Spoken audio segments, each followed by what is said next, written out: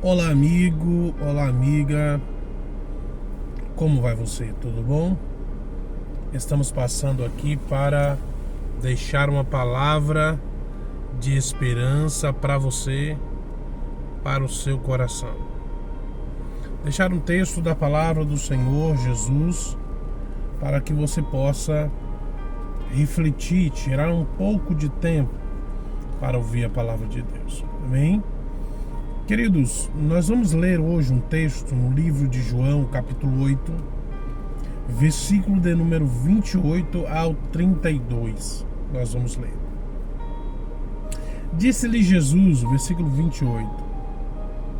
Disse-lhe, pois, Jesus: quando levantardes o Filho do Homem, então conhecereis que eu sou, e que nada faço por mim mesmo, mas isso falo com meu Pai que me enviou. E aquele que me enviou está comigo. O Pai não me tem deixado só, porque eu faço sempre o que lhe agrada. Dizendo essas coisas, muitos creram nele. Jesus dizia: pois os judeus que criam nele, se vós permanecerdes na minha palavra, verdadeiramente sereis meus discípulos. E o versículo 32 diz o seguinte: e conhecereis a verdade, e a verdade vos libertará.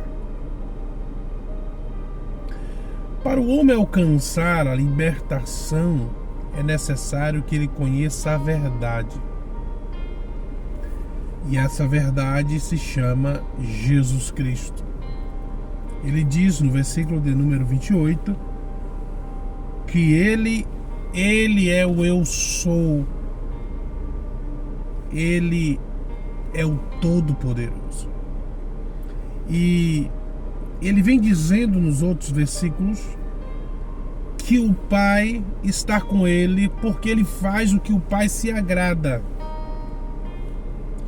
Eu queria lhe chamar a atenção, amigo, para um assunto bastante interessante. Passe a estudar a Bíblia Sagrada. Passe a ler a Bíblia Sagrada. Hoje nós temos muitas pessoas espalhadas por esses meios de comunicação que têm rejeitado, abandonado a palavra de Deus. Ao invés de pregar a Bíblia, tem pregado coisas de si mesmo. E eu queria também chamar a sua atenção, que é pregador, que é pastor, que se diz representante de Cristo. Volte-se para a palavra de Deus. Volte-se para a Bíblia. Pregue a palavra de Deus. Pregue a Bíblia. As pessoas não precisam de revelação em cima de revelação. As pessoas querem demonstrar poder, que elas têm poder, que elas têm, sabe, uma autorização de Deus para liberar poder, bênçãos, riquezas. Esse não é o maior objetivo de Cristo, de distribuir riquezas. A maior riqueza para o homem se chama salvação. Deixa eu dizer uma coisa para você. A parábola das 10 virgens representa duas classes de pessoas.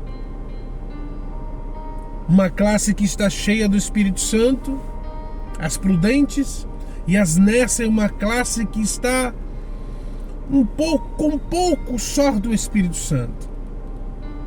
E eu classifico este grupo a essas pessoas que buscam mais exaltação própria do que a exaltação do Deus de Israel.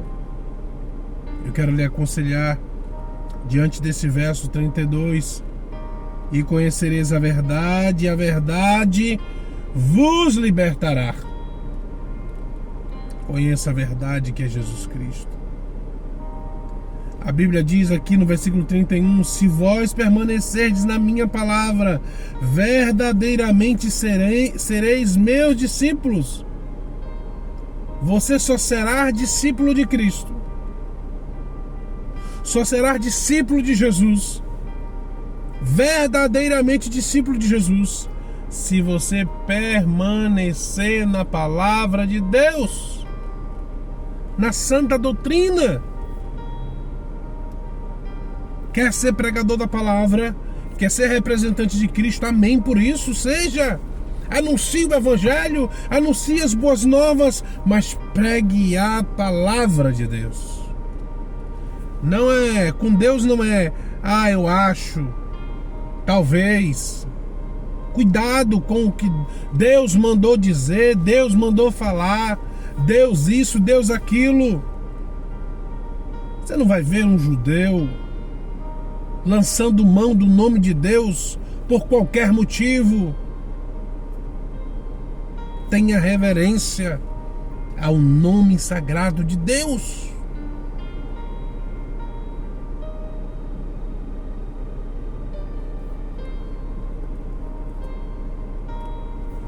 Versículo 25, versículo 12 de Mateus, versículo 25. Ele diz o seguinte,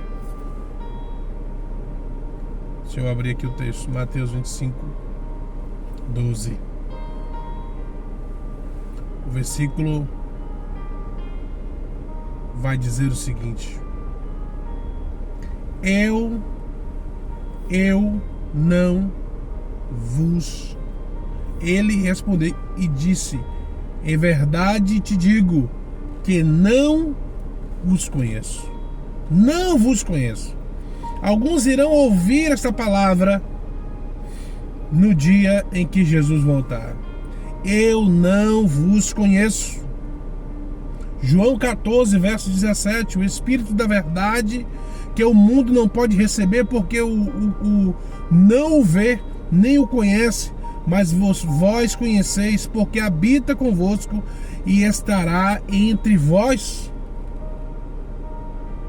As pessoas que não conhecem a Bíblia, as pessoas que não sabem, que não são representantes de Cristo, pode até fazer algumas besteiras, mas você não. Você conhece a verdade, o Espírito da verdade, o Espírito Santo de Deus. Cuidado, não brinque com as coisas de Deus. 1 Pedro capítulo 1, versículo 20, a palavra de Deus diz o seguinte: o qual na verdade em outro tempo foi conhecido ainda antes da fundação do mundo, mas manifestado nesses últimos dias, nesses últimos tempos, por amor de você.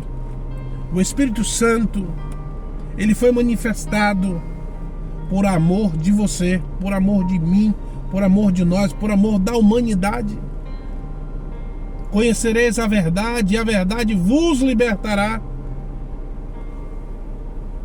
Não adianta ser metade, não adianta entregar parte, não adianta querer usar Jesus como um guru, não adianta querer usar Jesus, o Evangelho de Deus, como algo que eu vou lá e consulto de vez em quando. Meu amigo, você corre risco. Você está correndo o risco de perder a sua vida eterna. Você vai continuar correndo risco. Vai continuar correndo risco. Então eu lhe convido, volte-se para Deus enquanto há tempo. 2 Timóteo capítulo 3, versículo 7. Diz o seguinte: que aprendem sempre e nunca pode chegar ao conhecimento da verdade. Alguns, eles nunca chegarão ao conhecimento da verdade. Por que nunca chegarão ao conhecimento da verdade? Porque desprezam o Espírito Santo. Desprezam a palavra de Deus. Também tem um texto aqui, Colossenses capítulo 1, versículo 6. Que já chegou a vós, como também está em todo o mundo, e já vai frutificando, como também entre vós, desde o dia em que ouvistes e conhecestes a graça de Deus em verdade. Aquele que está em Cristo, aquele que ouve a palavra de Deus, aquele que está ligado à palavra, a videira verdadeira que é Cristo, ele é uma pessoa frutífera. Frutífera. Ele não é uma pessoa egoísta. Ele não pensa só em si.